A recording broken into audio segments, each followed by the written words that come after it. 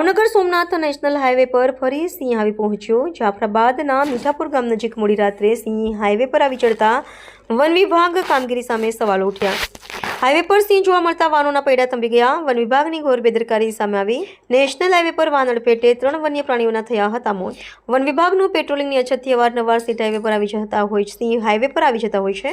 One વિભાગ ચોથા વન્ય પ્રાણી અકસ્માત બનાવની રાહતો નથી જોતાને તે સહિત અનેક સવાલો ઉઠ્યા। જવાબદાર અધિકારીઓ સામે પગલાં લેવા માંગ ઉઠી। સિંહ પ્રેમી લોકોમાં ભારે રોષ। નેશનલ હાઈવે પર અકસ્માતનો બનાવ બનશે તો જવાબદાર અધિકારીઓને સસ્પેન્ડ કરો તેવી રોષભેર માંગ।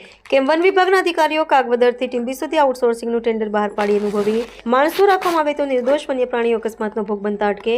વન વિભાગના દ્વારા વન્ય પ્રાણી સંરક્ષણ માટે ગંભીર નોંધ લેવી જોઈએ। સિંહોની સુરક્ષા માટે સરકાર ખોટા ખર્ચાઓ કરી રહી છે, પણ જાફરાબાદના વનતંત્રના અધિકારીઓ વન્ય પ્રાણીઓ માટે શું કરે તે હવે જોવાનું રહ્યું।